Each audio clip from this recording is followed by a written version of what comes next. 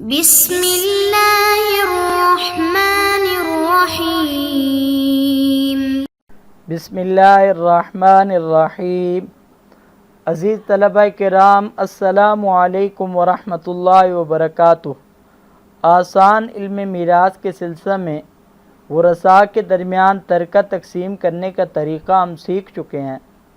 اب ہم اس سبق کے اندر تخارج کے بارے میں پڑھیں گے۔ دوستو، میت کا ترکہ تقسیم کرنے میں بعض دفعہ ایسی بھی صورتیں پیش آتی ہیں کہ کسی وارث نے میت کا قرضہ دینا ہوتا ہے تو وہ دوسرے ورثاء کو کہتا ہے کہ مجھے قرضہ معاف کر دیں، میں اپنے حق میراث سے دستبردار ہو جاتا ہوں۔ اسی طرح بعض دفعہ کوئی وارث ترکہ میں سے کسی خاص چیز کو اپنے لیے پسند کر لیتا ہے اور ورثاء کو کہتا ہے کہ بس یہ مجھے دے دیں، باقی میں اپنے حق میراث سے دستبردار ہوتا ہوں۔ تو اسی صورت کو ہم تخارج کہتے ہیں۔ تخارج یہ عربی کا لفظ ہے، خروج سے نکلا ہے۔ خروج کا معنی ہے نکلنا، اور تخارج کا مطلب ہوگا کہ ایک دوسرے کو نکالنا۔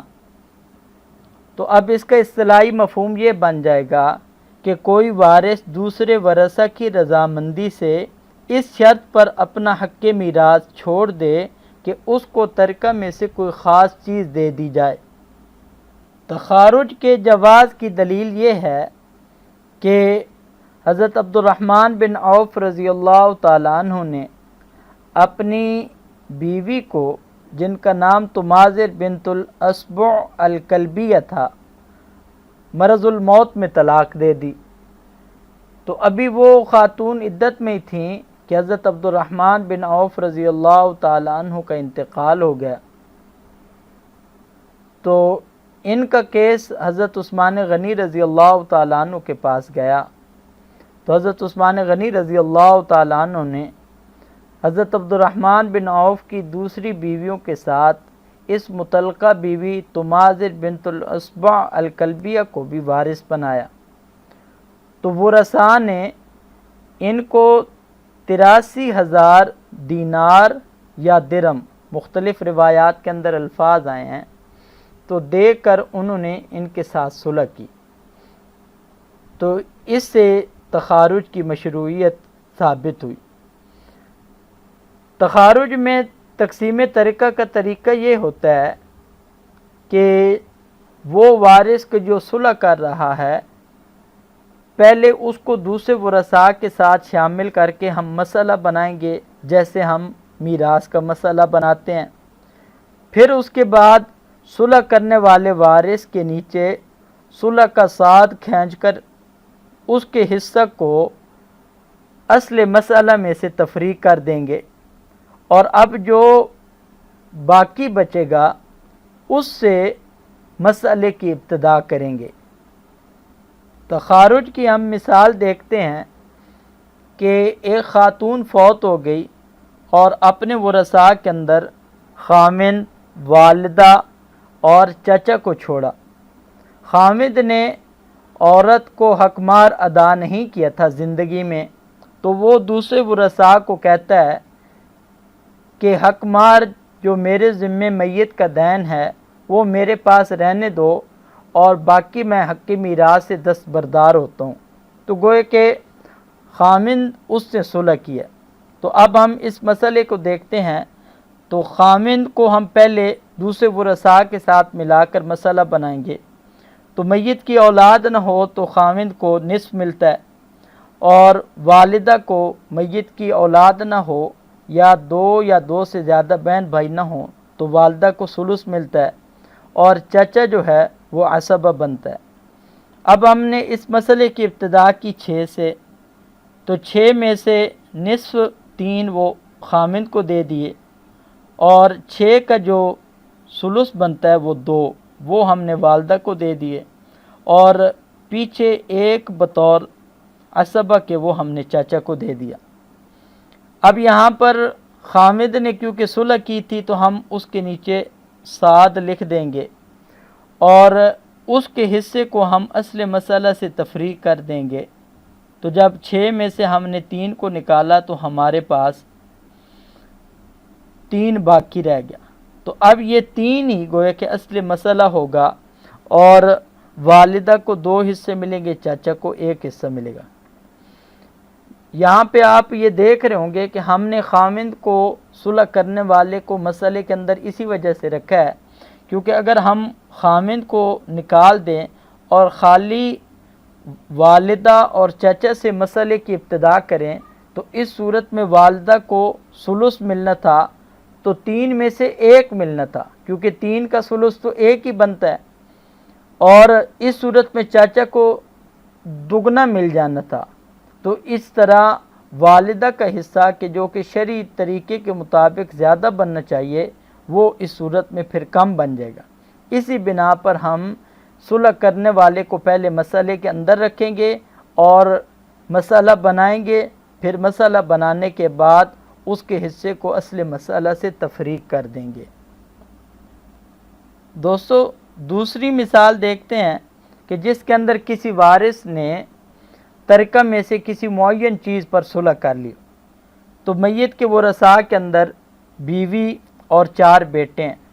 آپ کو پتہ ہے کہ بیوی کو میت کے اولاد کے ہوتے ہوئے 8واں حصہ ملتا ہے اور بیٹے عصبہ بنتے ہیں۔ تو ہم نے مسئلے کی ابتدا اسی طرح صاحب فرض کے مخرج 8 سے کی، تو 8 میں سے 1 ہم نے زوجہ کو دے دیا۔ اب باقی 7 جو بچا وہ اصل میں ان 4 بیٹوں کا ہے، لیکن آپ دیکھتے ہیں کہ 7 وہ 4 بیٹوں پر بغیر کسر کے تقسیم نہیں ہوتا، تو یہاں پر کسر پائی جاتی ہے۔ تو جب ایک طائفہ پر کسر ہو تو اس کا قاعدہ ہم نے پڑھا ہے کہ ہم عدد سہام اور عدد رؤوس کے درمیان نسبت دیکھیں گے۔ تو یہاں پر عدد رؤوس وہ 4 ہے اور عدد سہام 7 ہے۔ 7 اور 4 کے درمیان جو نسبت ہے یہ تباین کی ہے، تو اس صورت میں ہم کل عدد رؤوس کو لے کر اصل مسئلہ میں ضرب دے دیں گے، تو 8 4 بار 32 ہو جائے گا۔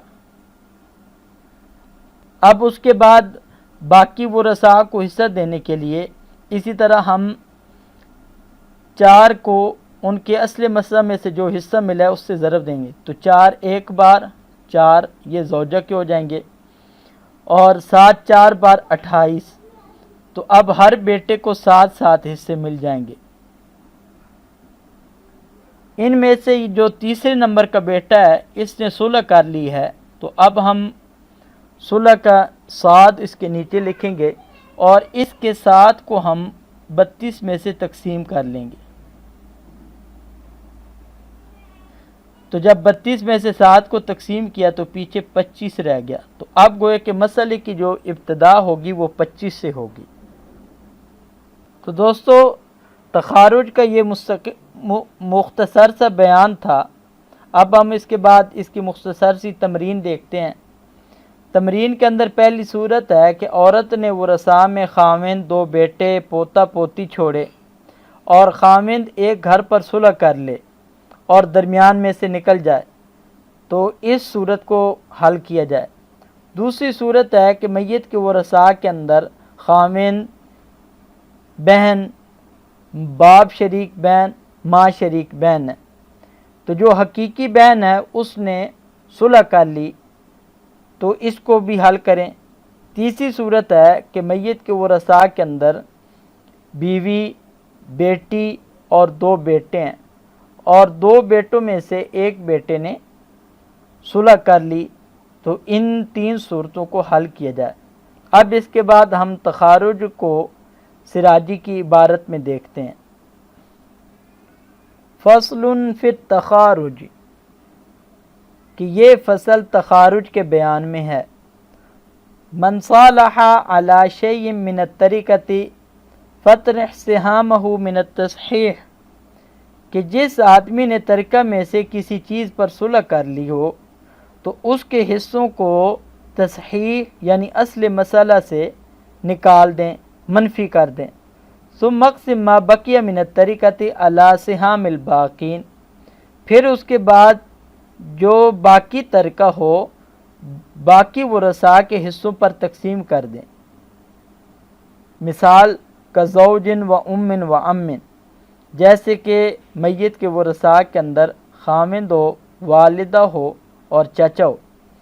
فصالح الزوج علی ما فی ذمتہ من المہر، تو خامند نے جو اس کے ذمے حق مار تھا اس پر اس نے صلح کر لی۔ وخرج من البین، اور درمیان میں سے نکل گیا، ورثاء کے درمیان میں سے نکل گیا۔ فتقسم باقی ترکہ بین الام والام ثلاثا بقدر سہامہما، تو اب باقی ترکہ والدہ اور چچا کے درمیان اثلاثاً یعنی تہائیوں کے اعتبار سے تقسیم کریں گے جیسے ان کے حصے بنتے ہیں۔ تو والدہ کو 2 تہائیاں مل جائیں گی اور چچا کو 1 تہائی ملے گی۔ سہمان للام و سہم للام، 2 حصے والدہ کے اور 1 حصہ چچا کا۔ او زوجۃ و اربعۃ بنین، دوسری مثال کہ بیوی ہو اور 4 بیٹے ہوں۔ فصالح احد البنین علی شیء، اور بیٹوں میں سے کسی ایک نے کسی معین چیز پر صلح کر لے۔ وخرج من البین، اور ورثاء کے درمیان سے نکل جائے۔ فیقسم باقی ترکہ علی 25 سہما، تو اب باقی ترکہ کو 25 حصوں میں تقسیم کریں گے۔